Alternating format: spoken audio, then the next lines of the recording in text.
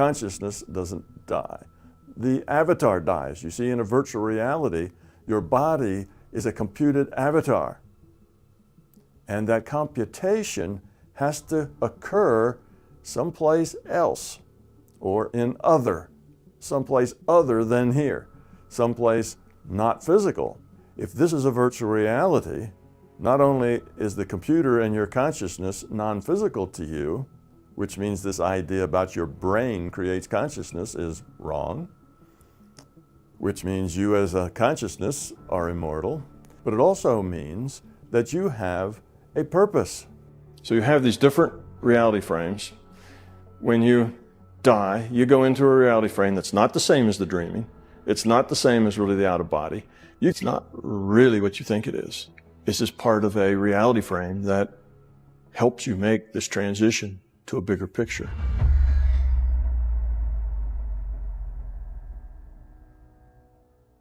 What if this life isn't what it seems? What if everything you consider real is just a representation? An environment meticulously designed to convince us it's the only true reality. What we identify with, our body, our personality, our personal story, might be nothing more than an avatar, like a character in a video game. From ancient mystical schools to modern laboratories exploring physics and consciousness, one unsettling idea keeps emerging. Reality might not be physical, and consciousness could be the true foundation of everything. If reality isn't physical and consciousness isn't tied to the body, then the meaning of death changes entirely. The afterlife might not be something we arrive at later, but a space we're already in. According to many spiritual traditions, we've lived multiple lives. If that's true, we've already passed through death, maybe more than once, and yet, here we are. That would suggest something powerful.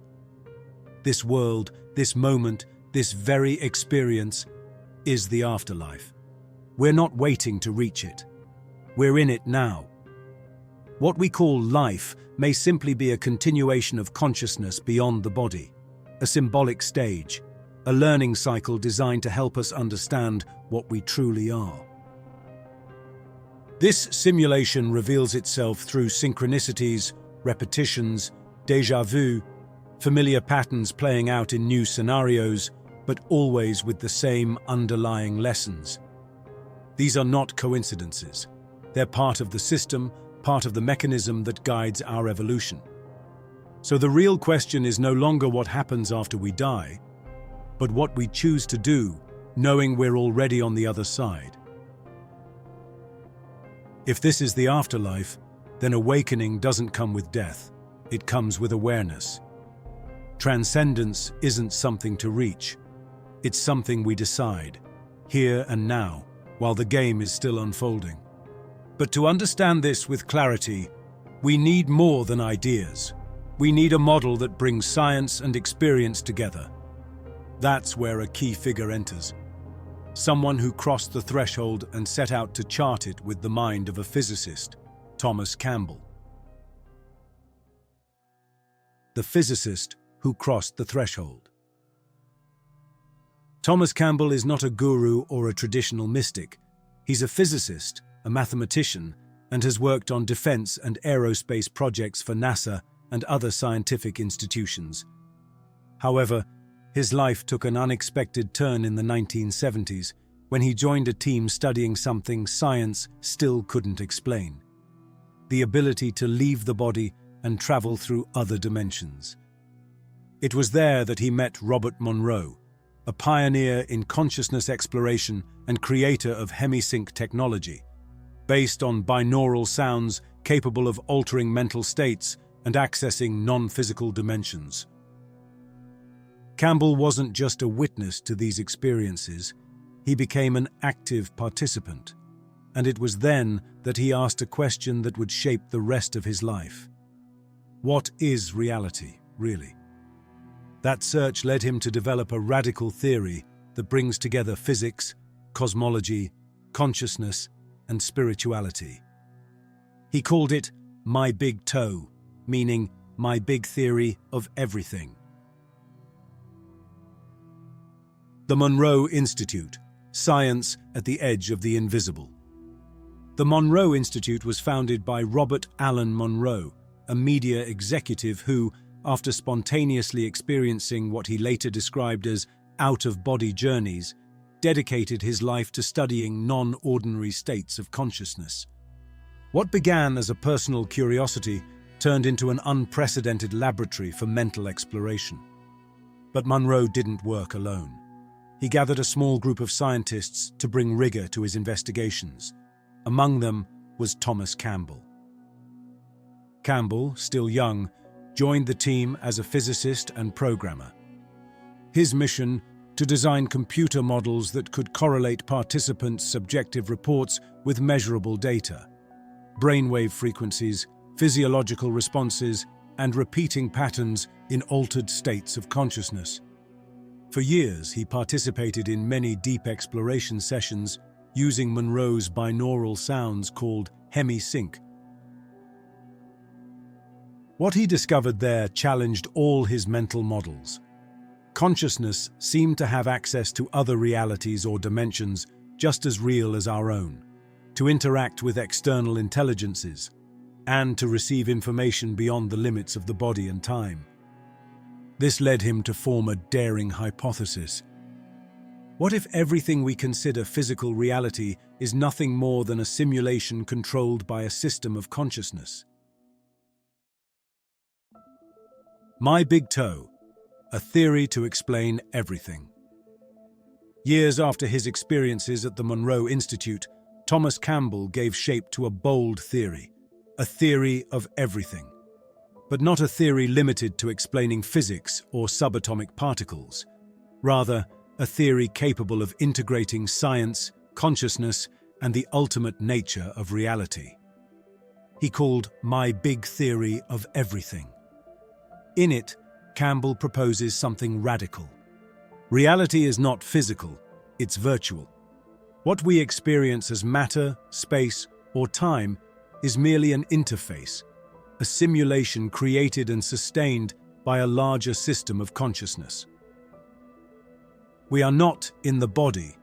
The body is a kind of avatar that consciousness uses to experience within this environment we perceive as material. But if this is a simulation, who's running it? Campbell answers, a larger system of consciousness to which we all belong. A universal consciousness that divides itself into multiple units, like branches of the same tree, each one exploring, choosing, and living its own experience, but all part of the same whole. We have no memories of its origin, but carry an accumulated level of consciousness quality. This level is the result of many other lives within the simulation. Thus, what Campbell presents is not just a computational simulation, but an existential simulation, in which each of us, as consciousness, participates in order to experience, learn, and transform information into evolution. Non-physical realities, out-of-body experiences, and the mystery of death. If this physical reality is just a simulation, is it possible to access other layers of the system, other non-physical realities that coexist with ours? Thomas Campbell not only believes it's possible, he experienced it. During his years at the Monroe Institute, he was deeply involved in research on expanded states of consciousness. Using binaural beats, like those developed in the hemi-sync technology, he experienced what many describe as astral travel or out-of-body experiences, OBEs. In those states, his consciousness would detach from the physical body and access non-ordinary environments, as vivid, coherent, and stable as this world, and sometimes even more lucid. For Campbell, these places were not dreams or hallucinations. They were informational spaces within the same consciousness system, environments for learning, observing, and also for transition. In one of these non-physical planes, Campbell recounts having received a unique role, that of observing consciousnesses at the threshold of physical death. Not as a guide or judge, but as a silent witness to a sacred process unfolding in what he describes as a kind of bardo, a transitional state where consciousness begins to detach from its earthly shell. This space wouldn't be a place of disappearance, but of transformation, a temporary simulation in which consciousnesses are accompanied through different levels of integration, assimilating their life experience and preparing to return to the greater universal consciousness system. According to Campbell, and as many people with near-death experiences have also reported, loved ones who have already passed often appear during this process. Their role to ease the transition and lovingly support the passage into that new state of being. Death, from this perspective, is not an end, but an intelligently orchestrated transition, a withdrawal of consciousness that retreats, reflects, and prepares for new explorations within the vast fabric of existence. Dying would be, in essence, closing a video game session, and the spirit, that individual node of consciousness, simply continues its journey in a greater, ever-evolving system. And if death is not the end, if this life is just one phase in a much broader experience, then an inevitable question arises. What is the purpose of this whole process? Reducing entropy, the deeper purpose of the simulation. For Thomas Campbell, this reality is not an accident, nor a punishment, nor merely a material stage. It is a functional environment, designed with a specific purpose, the evolution of consciousness. And how does it evolve? By reducing its entropy. In physics, entropy measures disorder. A system with high entropy tends toward chaos. Campbell proposes that consciousness can also become chaotic when it is fragmented, dominated by fear, ego, and disconnection. Reducing entropy, then, is not a technical process. It's a deeply spiritual one. It means becoming clearer, more coherent, more loving, and aligned. A consciousness with low entropy cooperates, chooses wisely, and creates harmony. It flows with its environment, offers less resistance, and experiences more peace, both internally and externally. It evolves. For this to happen, proper conditions must exist. Just as we create simulations to train skills in video games, medicine, or aviation, consciousness also develops within environments with rules, limits, and challenges. Although virtual in essence, these environments are experienced as real from within. And it is precisely that illusion of reality that makes them transformative. When facing pain, love, uncertainty, or loss, consciousness is tested, matures, and refines itself. From this perspective, life is not a prison. It is a training ground for the soul, a laboratory where every choice, every relationship, and every experience becomes an opportunity to grow.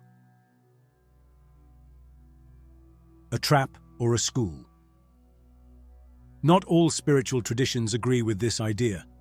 For the Gnostics, the material world is a trap created by an imperfect God, the demiurge, and the soul must escape it to return to the source. In Buddhism and Hinduism, existence is part of samsara, a cycle of birth and death we must break free from through enlightenment. Campbell proposes the opposite. There's nothing to escape from. The cycle isn't a punishment, but a tool. We're not trapped, but immersed in an evolutionary game that can only be understood from within. And yet, all these traditions share an essential point. Consciousness is the foundation of reality. They all agree that the world we perceive is illusory, what the Hindu tradition calls Maya, and that there is a process of awakening that frees us from this illusion. Some see that illusion as a prison. Campbell sees it as a school.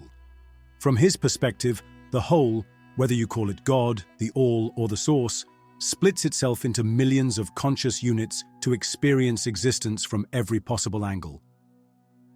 Each of them, you, me, everyone, is a channel through which reality observes, transforms, and understands itself.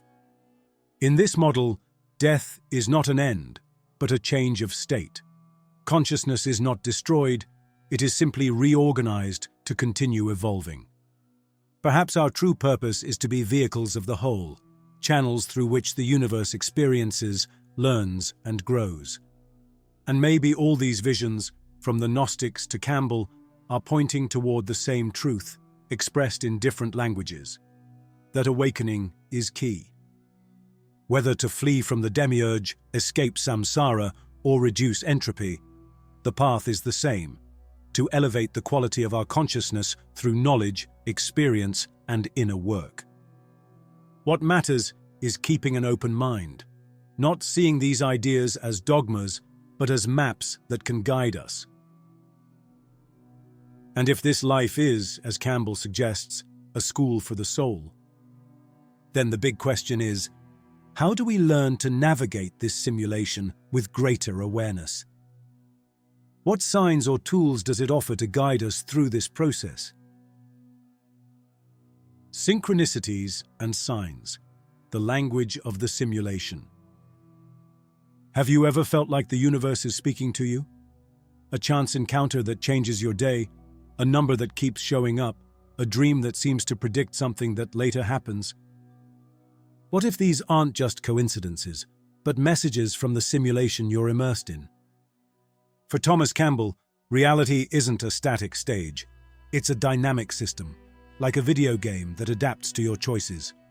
Synchronicities, those coincidences that seem to defy logic, are the system's feedback, showing that your consciousness is interacting with the simulation. They're like notifications on the screen of your life, indicating that you're on the right path, or that you need to adjust your course. But not all signs are that subtle. Sometimes the simulation sends you repetitive patterns, the same arguments, the same obstacles, the same fears showing up in different forms. Campbell sees them as karmic loops, not punishments, but lessons designed for your growth. Each loop is a chance to choose differently, with more clarity, less reactivity, more love. It's like repeating a level in a game until you learn the right strategy. And then there are those experiences that seem to defy time itself. Déjà vu and precognitive dreams. Why do you feel like you've already lived a moment? How is it possible to dream of something that later comes true? Campbell suggests these experiences are leaks from an informational field, a kind of universal database that holds all the information of the simulation. The Hindus called it the Akashic Records. Think of it as the central server of the game. Every choice, every experience, every possibility, past, present, and future, is stored there. In a déjà vu, your consciousness may momentarily access a fragment of that database, as if recalling a previous save in the game. In a precognitive dream, perhaps you're glimpsing a potential future, a probability the simulation has already calculated. These aren't system glitches, but windows into its true nature. A reality where time is not linear, but a data field your consciousness can tap into. These signs, synchronicities, loops, déjà vu, dreams, are the language of the simulation. So next time you feel a déjà vu or come across an impossible coincidence, don't dismiss it. Pay attention. It might be a signal pointing you in the right direction as you navigate the simulation. But it doesn't just send signals, it also receives them. Because if this reality responds to our choices, then our intentions aren't just thoughts, they're commands in the code of the game. Every time you choose with clarity, every time you think, feel, or act from a deep place of awareness, you are modifying the flow of the simulation. This is where we enter the realm of intention, the silent power that not only interprets reality, but also shapes it. What if you yourself are a programmer inside the program, rewriting invisible lines of code with your attention, your emotion, your purpose? Intention, co-creating your reality. What if your thoughts could shape the world around you, not just as a fleeting wish, but as a force that alters the simulation you live in? For Thomas Campbell, this is not magic, but the power of conscious intention.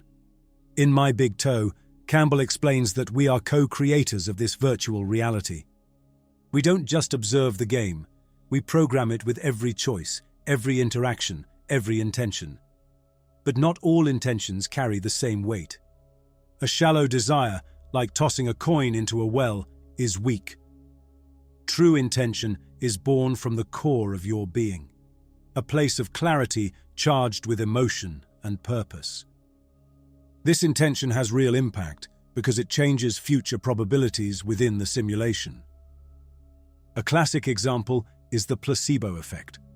When someone believes a pill with no medicine will heal them, their health improves. Not because the pill is magical, but because their positive intention shifts the probability toward healing. Scientific studies confirm that a focused mind, held with conviction, can change real outcomes. But intention goes beyond health. It can influence any uncertain situation, from finding a job opportunity to resolving a conflict. Quantum physics has revealed that we don't inhabit a solid, determined reality, but a potential field of possibilities. At the subatomic level, particles do not exist in a defined state until they are observed. They exist in a superposition of states, a web of probabilities.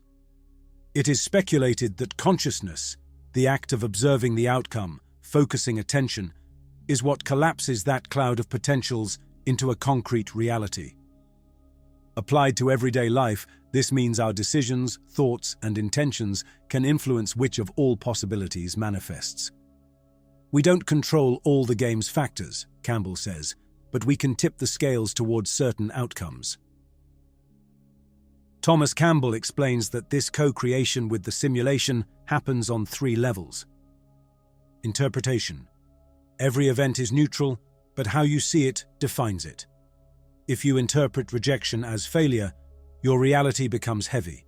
If you see it as a lesson, it transforms into growth. Interactions. Your actions generate reactions. If you are kind and cooperative, you create an environment of connection.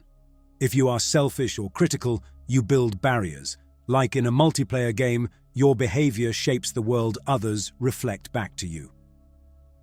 Conscious intention.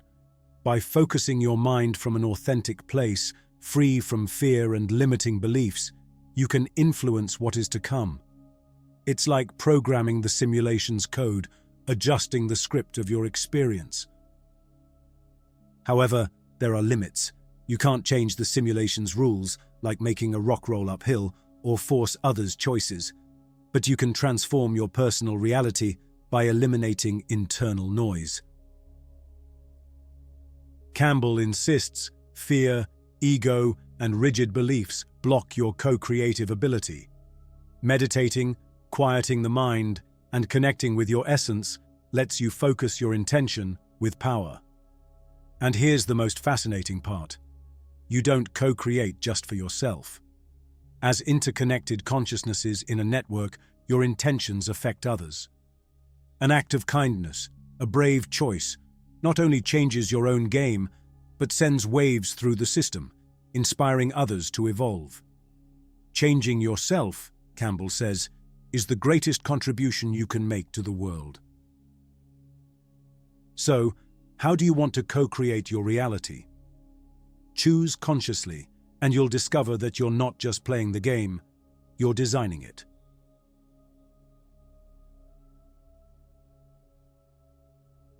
Love, science, and the path to an evolved consciousness. We live in a universe governed by an essential polarity, fear and love. Fear separates, fragments, and leads to chaos. Love, on the other hand, integrates, organizes, and opens the door to evolution. This duality has been recognized from ancient Hermetic principles to contemporary theories of consciousness. Everything is dual, says the Campbellian. Everything has its pair of opposites. Thomas Campbell takes this idea even further. He states that consciousness evolves by reducing its entropy, that is, its disorder. And that love is not just a high emotion, but the most efficient and ordered way consciousness can operate. That's why he says plainly, love is the lowest entropy configuration. When you choose to love, to cooperate, share, understand, you align your consciousness with the evolution of the whole. It's as if you're helping the system update itself, line by line, like code improving with every conscious act. Epigenetics confirms it inside us. Our emotions and decisions affect gene expression. Choosing love not only transforms your mind, it also transforms your body. It's like reprogramming your biology to vibrate in harmony with your purpose. Our body reflects this clearly. We are a collection of billions of cells working together to sustain life. Love is that cooperative intelligence that makes existence possible. Fear, on the other hand, disrupts flow, generates conflict and separation. But this evolution doesn't happen on its own. It requires attention, practice, and willpower. Campbell proposes 3 essential steps. Conscious meditation, silencing the mind and connecting with a deep intention based on love, like recalibrating your internal compass. Active self-observation. When fear, anger, or automatic reaction arises, stop and honestly see what's driving you. Changing even one response can alter the course of the script. Daily loving choices, helping, listening, sharing, acknowledging others. Every gesture leaves a mark. Every decision rewrites the program. And this change doesn't stay with you. It spreads like a wave through the network of interconnected consciousnesses we all inhabit. Spirituality has always known this. Love is the force that unites. From love your neighbor in Christianity to the universal compassion of Buddhism, these teachings resonate with Campbell's vision. They are not opposing languages, but converging paths. Both point to the same truth. Love is the force that elevates, organizes, and unifies. And perhaps that is exactly the goal of this simulation, to remember who we are and evolve toward unity. You are inside the game. You are at the exact moment. Now, you can choose to play it consciously. That's all for today's video. I hope this information has been useful and enriching for you. Thank you very much for watching until the end. See you soon.